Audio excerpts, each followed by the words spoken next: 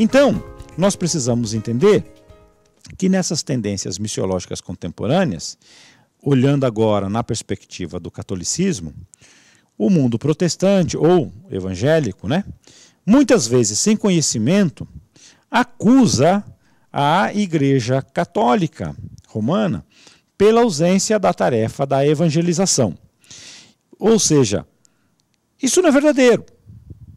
Nós, evangélicos, achamos que os católicos não fazem evangelização porque já tem uma posição consolidada. Isso não é verdadeiro. Há uma grande corrente e um trabalho missionário evangelizador significativo no universo católico romano hoje. Eu diria para vocês, as práticas que são desenvolvidas no universo protestante também são reproduzidas no universo católico romano. Vou dar um exemplo assim bem categórico, ou caricato, o encontro com Deus, por exemplo, o trabalho com as células, que é uma das grandes vertentes evangelizadora e missionária das igrejas evangélicas contemporâneas, isso também é praticado no mundo católico romano. Com a mesma metodologia, com a mesma técnica de tirar pessoas, ir para um retiro, tem a dimensão da não comunicação com outras pessoas, tem todo um trabalho para passar a mensagem que se deseja para os participantes. E posterior a esse momento, desse chamado encontro, é também desenvolvida uma classe de liderança que é muito forte hoje no catolicismo, que são os catequistas, O movimento cursilista trabalha isso com muita ênfase. Então, as mesmas estratégias contemporâneas do chamado mundo evangélico também se dão no mundo católico romano. Então é um tanto frágil a nossa afirmação, nossa no sentido evangélicos, de dizermos que a Igreja Católica não evangeliza. Essa afirmação hoje ela não é verdadeira, ela não tem consistência nenhuma. Bom, assim sendo, nós precisamos olhar como que essas tendências missiológicas contemporâneas no âmbito do catolicismo se deu. Se por um lado a Igreja Católica, de cunho mais popular e progressista, desenvolveu inúmeras ações missionárias por meio das comunidades eclesiais de base, por outro lado, a linha mais carismática e conservadora desenvolveram suas estratégias na utilização dos meios de comunicação, procurando construir uma evangelização midiática e globalizada. Então, é importante para nós termos consciência de que, falando em tendências missiológicas contemporâneas e lembrando da Igreja Católica Romana, as preocupações missionárias que eles têm não são muito diferentes das preocupações missionárias no contexto evangélico protestante. Por quê? Porque eles também trabalharam e continuam trabalhando. Um determinado período, a grande força evangelizadora se deu pelas comunidades eclesiais de base. Tinha um caráter evangelizador, tinha um caráter também que politizava as pessoas. Eu acho que a gente não pode subestimar o crescimento e o desempenho de alguns setores progressistas da sociedade brasileira e não reconhecer nesse caminho o papel das comunidades eclesiais de base. Um trabalho efetivo, um trabalho missionário, evangelizador, politizador da Igreja Católica com muita consistência. Então, muitos temas, muitas questões que foram levantadas dentro dessa leitura mais progressista da sociedade tiveram suporte também, não exclusivo, mas também desse movimento evangelizador que os católicos desenvolveram. Mas é claro que no catolicismo romano não há também só pessoas com essas tendências progressistas, não há também pessoas somente com essas tendências que vão além de uma preocupação no sentido da missão intramuros, mas com uma tendência extramuros. Não, isso também não é uma questão simples. as questões missionárias contemporâneas, dentro do catolicismo, revelam essa tensão. Eles enfrentam, mesmo na sua leitura da evangelização, um problema. E um dos documentos mais significativos que foi elaborado na Conferência dos Bispos da América Latina, né, o CELAM, essa Conferência Episcopal dos Bispos Latino-Americanos da Igreja Católica Romana, que é chamado Documento de Aparecida, fica muito claro, fica muito nítido a preocupação evangelizadora, missionária do catolicismo romano brasileiro. Por quê? Porque eles observam que eles estão perdendo muitos fiéis. A partir de que referencial? O crescimento, os dados do IBGE, o crescimento aponta, né, os dados do IBGE apontam o crescimento das igrejas pentecostais, neopentecostais no mundo brasileiro. Essa preocupação faz com que os bispos latino-americanos, e em especial no debate da evangelização aqui no Brasil, neste chamado Documento de Aparecida, criem estratégias de evangelização. E aí então nós vamos ter um outro momento que agora é cada vez mais forte e significativo no catolicismo romano brasileiro, que é o movimento da renovação carismática, né? Eles têm ganhado cada vez mais consistência, não usa mais a metodologia que existia nas comunidades eclesiais de base, de reunir os grupos, as pessoas nos bairros, nas casas, nas paróquias, para uma reflexão bíblica, para uma compreensão evangelizadora, para um comprometimento social, para um processo politizador exigindo mudanças e transformações na sociedade brasileira. Surge um novo agora, que é dentro do movimento carismático, que é um movimento mais parecido com o movimento pentecostal brasileiro, de encontros, de reuniões grandes. Os meios de comunicação da mídia que os neopentecostais e pentecostais utilizam, os católicos agora também vão utilizar, né?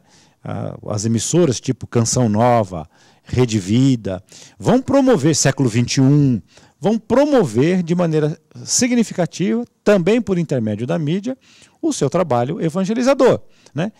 A gente sabe muito bem que a Canção Nova tem um trabalho insistente, né? Os seus retiros espirituais, da renovação carismática, que acontece no seio do catolicismo romano brasileiro, é hoje o grande movimento evangelizador.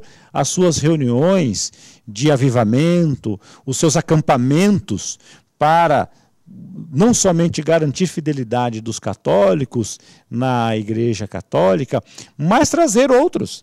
E os pesquisadores que debatem a mobilidade religiosa, e alguns chamam de trânsito religioso, já puderam medir que muitos pentecostais voltaram para a Igreja Católica pelo viés do chamado movimento de renovação carismática. Então, isso é uma tendência já assumida. Assim, nós podemos observar que a Conferência Nacional dos Bispos do Brasil coloca no seu objetivo geral, já com essa influência da missão contemporânea.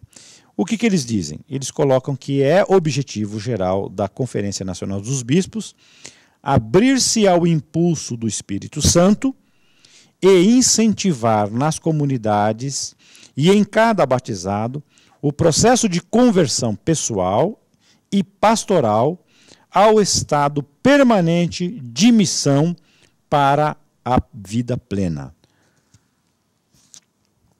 Se nós colocássemos esse texto e não dessemos o crédito da fonte, em qualquer igreja evangélica, ele não teria problema.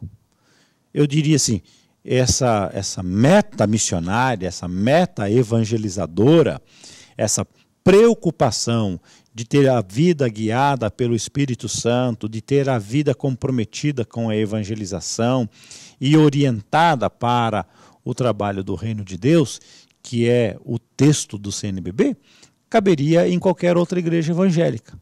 E muitas vezes nós evangélicos não damos conta de que isso está acontecendo. Mas essa é uma tendência missiológica contemporânea significativa. Ou seja, não existe mais aquele tempo ou aquela era de que só os evangélicos evangelizavam, onde os católicos, no contexto brasileiro, né, onde os católicos romanos eram portadores da grande maioria dos fiéis do país e não tinham preocupação com isso. Não, hoje eles já têm uma preocupação assumida, declarada, de que precisam também desenvolver a evangelização. Assim sendo, vamos olhar um pouquinho esses objetivos que o CNBB coloca, e eu diria assim, muito parecido com o do mundo evangélico. Primeiro, proporcionar a alegre experiência do discipulado no encontro com Cristo. Eu diria assim, esse tema, da mesma forma que está redigido aqui, pode ser um objetivo específico dos metodistas, dos presbiterianos, dos batistas, dos luteranos e assim sucessivamente. Ou seja, praticamente as igrejas evangélicas, e não está de fora a igreja católica, o debate do discipulado como experiência da fé, como experiência que renova a fé, como experiência que dá consistência ao crescimento e à maturidade da fé. Então, esse primeiro objetivo, ele é válido e legitima todas as atitudes missionárias cristãs.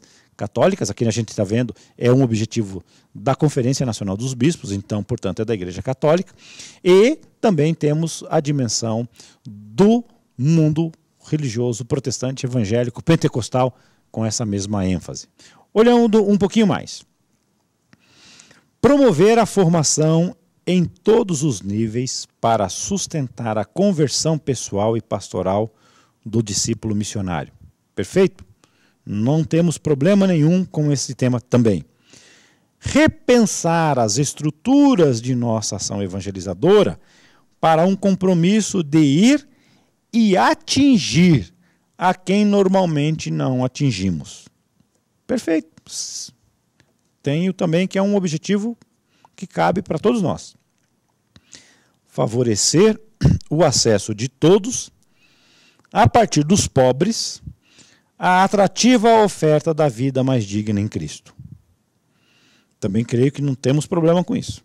Aprofundar a missão como serviço à humanidade. Também não temos problemas.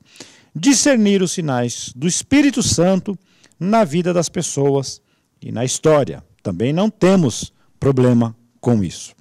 Então, nós queremos compreender nesse momento que é fundamental nós termos clareza que nas tendências missiológicas contemporâneas, nós, os chamados evangélicos, não estamos sozinhos. Há, de maneira clara, expressa e estrategicamente bem delineada, um projeto missionário, evangelizador, católico romano.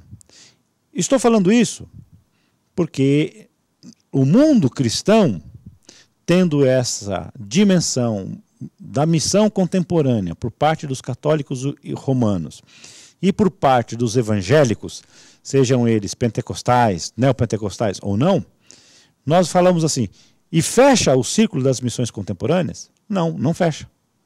Porque também no nosso país, no debate das missões e da compreensão contemporânea missiológica, se a gente for analisar fora do universo cristão, nós temos também o ímpeto missionário do mundo, por exemplo, muçulmano, de maneira significativa.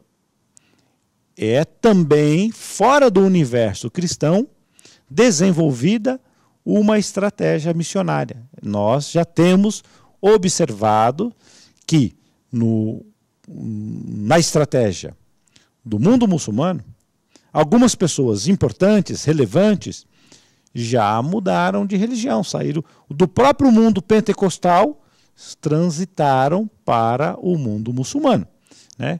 Eu passei para vocês aí uma forma de vocês verificarem isso no nosso planejamento semanal. Espero que vocês estejam acompanhando isso para perceber que existe isso, de fato, na sociedade contemporânea. Vamos observar agora como que isso se dá no mundo evangélico. Então, os elementos de um paradigma missionário emergente, agora olhando o debate de David Bosch, que é o debate da missão no mundo contemporâneo, ele vai dizer assim, quando se muda de paradigma, a gente agora precisa construir elementos consistentes. Então ele vai fazer a seguinte pergunta, qual é o lugar da igreja na missão, no mundo contemporâneo? Como que ela se dá, né? Com toda essa dimensão midiática, né? Com toda essa evangelização, onde os meios de comunicação de massa representam hoje o grande processo evangelizador, qual é o papel da igreja? Bom, então, segundo David Bosch, uma das coisas muito fortes na missão, em especial, falando de novos paradigmas, há uma divinização da igreja. Então, nós podemos observar que as pessoas entendem, mesmo que teoricamente elas não afirmem isso, mas elas entendem que a igreja é lugar de salvação. Ou seja, a igreja é o lugar que oferece salvação. Podemos ir cutucando isso um pouquinho mais. É na igreja que está a salvação. Esse, segundo David Bosch, é o paradigma da divinização da igreja. Então, é muito forte hoje, em especial quando nós observamos as mídias, né, as mídias evangélicas, que elas colocam esse espaço da igreja, do templo, eu estou falando aqui até mesmo de espaço físico, tá? O espaço da igreja, uma divinização. É aqui que Deus se articula, é aqui que Deus faz a sua obra, é aqui que as coisas acontecem, é aqui que o milagre se dá, e assim sucessivamente. E por isso, então, a mídia religiosa vai sempre fazer um apelo. Estamos na rua tal, na avenida tal, e assim sucessivamente. Então há sempre um apelo no meio de comunicação de massa para que você vá a um templo, vá a uma igreja. E isso daí, óbvio, criou o conceito que também já era da Idade Média, na evangelização contemporânea, no cumprimento da missão do mundo contemporâneo, que é divinização da igreja. Então, a igreja ganha um destaque especial. Mas também nos paradigmas emergentes contemporâneos, nós temos uma outra questão, nós temos a humanização da igreja. Ou seja, o que é isso? A igreja é composta de pessoas. Então as pessoas têm fragilidades. Então, no processo missionário contemporâneo, as pessoas que enxergam na igreja, na instituição, essa humanidade muito forte, elas criam novas formas de evangelizar. Vocês sabem muito bem que uma das grandes tendências missionárias contemporâneas são as chamadas igrejas nas casas, né? As igrejas nas casas, elas estão num movimento crescente significativo. Ou seja, o mundo evangélico descobriu, e ele utiliza a linguagem das células, né? Descobriu que as igrejas, por terem lá os seus problemas, as pessoas olham com desconfiança as instituições, as pessoas não confiam tanto nessas estruturas grandes de comunidades, de igrejas, e elas então não abandonam a fé. Então cria-se um novo processo missionário, uma nova tendência evangelizadora. E isso está muito forte no mundo contemporâneo, que é o desenvolvimento do trabalho nas casas, né? A evangelização nos lares. E aí, então, o trabalho das células é um trabalho crescente nas igrejas evangélicas hoje. Não somente evangélicas, mas as igrejas evangélicas é que puxam essa grande tendência, né? E há uma tendência já norte-americana que começa a chegar também na América Latina e inclusive no Brasil, que são as chamadas igrejas orgânicas. O que significa isso? São aquelas igrejas que estão centradas em famílias, em pessoas, nas casas, e que não precisam de criar a estrutura institucional que as igrejas geralmente têm. Então, é uma nova tendência missiológica. Isso vem de onde? Isso vem de um novo paradigma, de uma nova compreensão, que é a humanização da igreja. Então, as pessoas, como tem aquelas que divinizam, tem aquelas que compreendem essa dimensão humana e as suas falhas, não concordam com gestões e coisas parecidas, mas acreditam que podem servir a Deus sem depender dessas estruturas. E elas criam, então, um novo modo de fazer missão, que é chamado, então, as igrejas das casas. Um outro ponto que David Bosch também coloca como elemento de um paradigma missionário emergente, ele vai dizer: a igreja é missionária por sua natureza, ou seja, a igreja aqui, como corpo de Cristo, como pessoas, né, ela exerce esse papel missionário de maneira presente, não só nas questões da estrutura, não só na questão da organização, mas ela por natureza, seja ela numa compreensão divinizada, seja ela numa compreensão humanizada. Ela é missionária por natureza, ou seja, ela existe em razão da sua missão. E também, David Bosch vai dizer que a igreja e o mundo é o tema da missão, né? A igreja e o mundo significa que essa relação, que seja institucional ou não, esse corpo de Cristo se estabelece na sociedade e ela tem que compreender as mudanças que ocorrem no mundo, tem que compreender as dimensões culturais. Então, David Bosch diz que a missão, como na relação à igreja e o mundo, no presente século, e eu diria assim, no nosso tempo contemporâneo, se dá com muita intensidade, porque a igreja vai vivenciando essas relações que temos na relação cultural, igreja, sociedade ou igreja e mundo. E por fim, ele fala que a gente redescobre a igreja local, ou seja, a evangelização redescobre a igreja local como forma de fazer a missão acontecer. Ou seja, a comunidade de fé, aquela unidade menor do corpo de Cristo, é uma grande instituição evangelizadora. Então, as igrejas locais, na leitura de David Bosch, elas ganham força, elas ganham espaço também na atitude missionária contemporânea. Por quê? Porque ela se encarna num bairro, ela se encarna numa cidade, ela dá conta de entender os dilemas da vida das pessoas que estão no seu entorno. Então, esses são os novos elementos que formam o paradigma de missão contemporâneo, ou David Bosch intitula como emergentes. Assim, nós podemos compreender que, em especial no mundo chamado evangélico, a missão vai ser entendida como mediação da salvação. Ou seja, cumprir a missão é debater a mediação da salvação. Então, a salvação é tema fundamental para qualquer religião. Então, sempre no cumprimento da missão, a salvação é o tema da pauta. Os cristãos estabelecem a centralidade em Jesus Cristo. E nessa convicção dos cristãos se estabelece o movimento missionário ao longo da história, inclusive no tempo contemporâneo.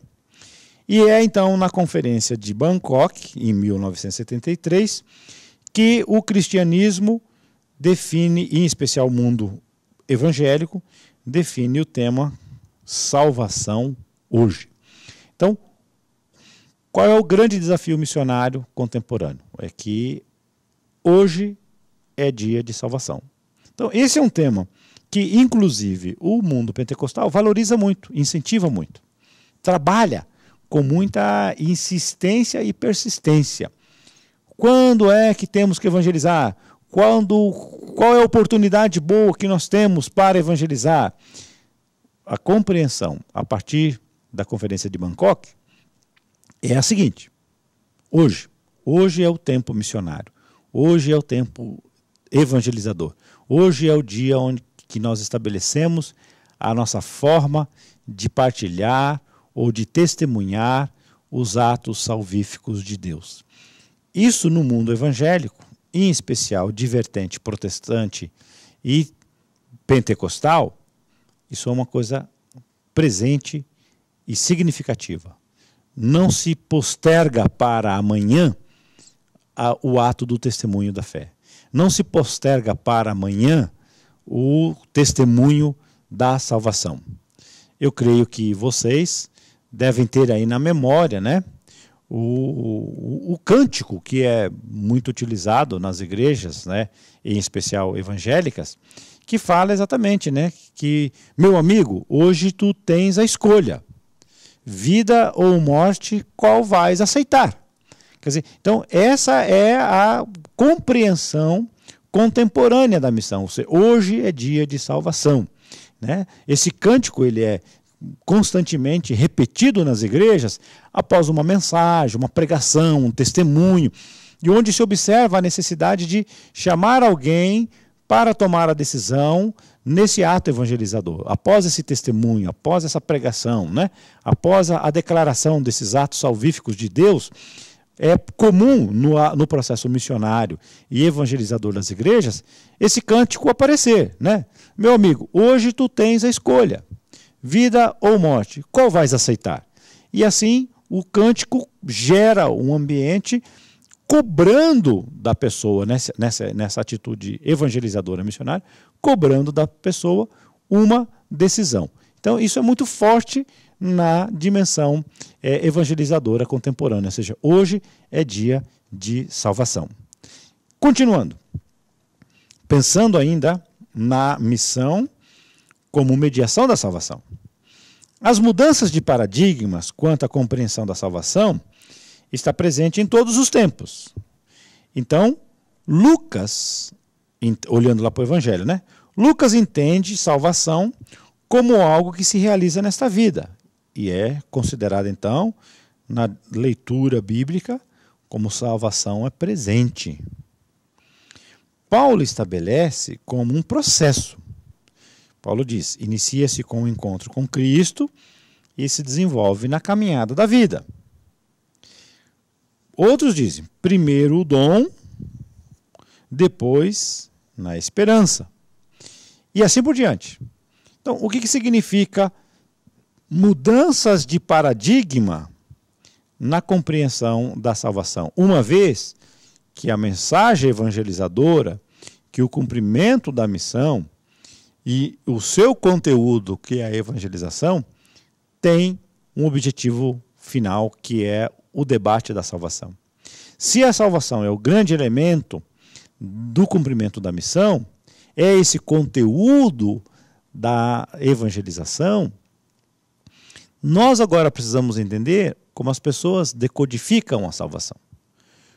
O mundo contemporâneo está muito ligado a um processo de evangelização que seja imediatista, porque a cultura cibernética, tecnológica do mundo atual exige esse tipo de mentalidade. Então nós podemos até fazer a seguinte comparação. Num passado não muito distante, era comum, no meio da missão evangélica, da missão protestante em especial, nós falarmos, e eu vou usar aqui uma expressão do professor Antônio Gouveia de Mendonça, que analisou, pesquisou o protestantismo no Brasil. Ele escreveu um livro chamado Celeste por Vir. Por que ele coloca o título do livro? Esse título no livro? Porque na missão protestante, tudo se jogava para o futuro. Nós poderíamos enfrentar sacrifícios aqui, nós poderíamos, a compreensão da salvação era assim, poderíamos enfrentar privações aqui, porque no futuro nós teríamos um celeste por vir. Ou seja, com Jesus no porvir, viveremos no lindo país. E as relações do país que a gente vivia hoje, elas eram relegadas a segundo plano. Então enfrentávamos dificuldades, o mundo protestante sabia que para ser salvo havia necessidade de viver determinados sacrifícios, por isso havia um rigor em hábitos, em costumes, né? Se privava de maneira insistente os protestantes, os evangélicos, de determinadas atitudes sociais, tudo que gerasse prazer, tudo que gerasse diversão, não era concebido para a concepção protestante. E isso tudo era reprimido, porque essas coisas eram do mundo. Mas esse mundo presente não era nosso, esse mundo presente ia ficar para trás, seria destruído.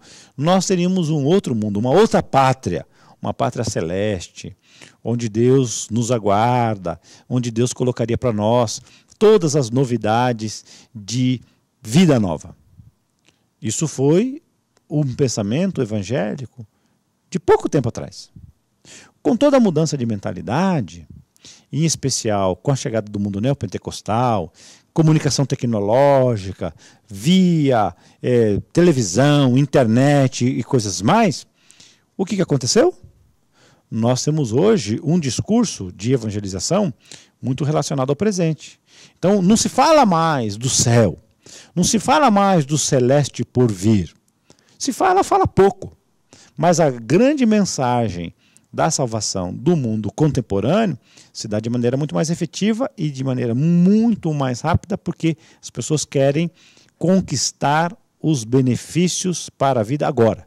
Então, por isso que dar um testemunho que você, depois que aceitou determinada igreja e passou a frequentar essa igreja, você comprou um carro do ano, você comprou uma casa na praia, você adquiriu status para aquilo, para aquilo. Então, essas coisas fazem parte desse novo conceito missionário hoje. Ou seja, a salvação, ela também está ligada no mundo contemporâneo por intermédio de um processo evangelizador que tenta dizer para as pessoas que a salvação tem que acontecer aqui e agora. E os benefícios da vida plena, dos benefícios de ter qualidade de vida, status, dinheiro, lazer e essas coisas mais, estão relacionadas com a vida presente, não mais com o celeste por vir.